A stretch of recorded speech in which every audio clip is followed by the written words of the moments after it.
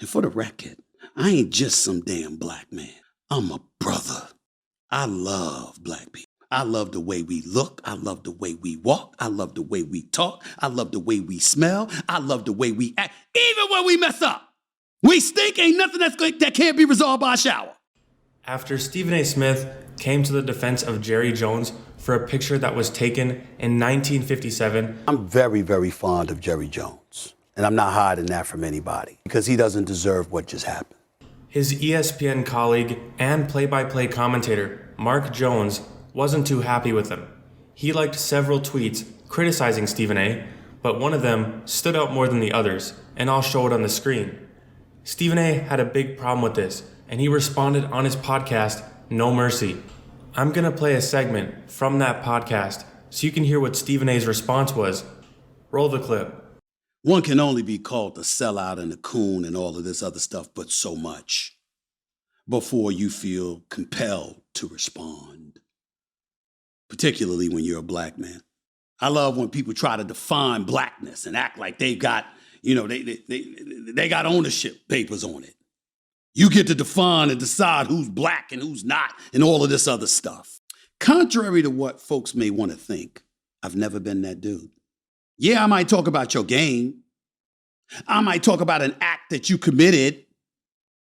But what I never do is engage in character assassination and believe that I have a license to use whatever moment I want to use to define who you actually are. I don't do that. Now, I made news earlier last week, and certainly people didn't accord me that luxury. Jerry Jones, the owner of the Dallas Cowboys, is somebody I purportedly came to the defense of. I didn't view it that way, but if y'all want to label it that way, so be it. I'm very, very fond of Jerry Jones, and I'm not hiding that from anybody because he doesn't deserve what just happened. Jerry Jones is 80 years old. There was a report, an article in the Washington Post where they were talking about Jerry Jones and how much he could do because of his cachet, his influence, his power. In the number one sports league, Jerry Jones has this influence, such profound influence that he could influence racial tendencies in a positive way. And my position was, wait a minute, you're going to pull up a picture of a 14-year-old kid and use that? When the picture was a still picture of him standing in the crowd and looking. That's the reason that we want to sit up there and assume anything about Jerry Jones. I'm not that guy. Is it plausible to believe that he was one of the people trying to prevent the school from being desegregated? Sure, but do we know? We do not.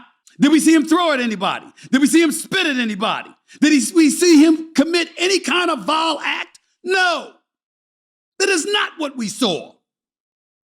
And because I had the temerity and the unmitigated gall to point that out, I'm a sellout. That is exactly the problem with our community. I'm talking to the black community. White people, you want to turn the podcast off? Go ahead and do that. I'm talking to black people. You can listen if you want to, but I'm talking to black people. When are we going to learn? When are we going to wake up and stop doing this to each other? There's plenty of black folks that I've disagreed with throughout the years. I've disagreed with athletes. I've disagreed with coaches. I've disagreed with owners. I've disagreed with colleagues. I've disagreed with my family, sisters and brothers, or one brother. I've disagreed with my mama. God rest her soul. I'll be damned if I didn't disagree with my father, God rest his soul, all the time. And so what? So what? I'm turning around and I'm seeing people running their mouth talking about me. You know my resume? I'm looking at my executive producer, Rashawn Madonna. I'm sorry, my brother. I got to toot my own horn for a second. I apologize. I got to do this. You watch First Take? How many black people you see on First Take? How you think they got there? I got let go of by ESPN in 2009. Prior to that, ask them who was in the room screaming about diversity. Look at the numbers as it pertains to diversity from that year to now. Ask them what role I played in it. Why don't you harken back to the Philadelphia Inquirer?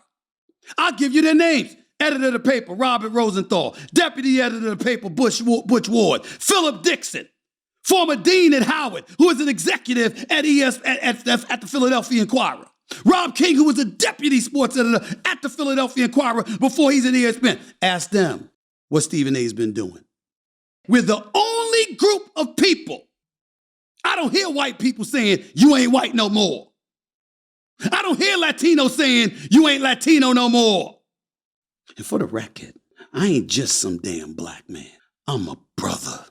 I love black people. I love the way we look. I love the way we walk. I love the way we talk. I love the way we smell. I love the way we act. Even when we mess up, we stink. Ain't nothing that can't be resolved by a shower. We mess up, we overcome.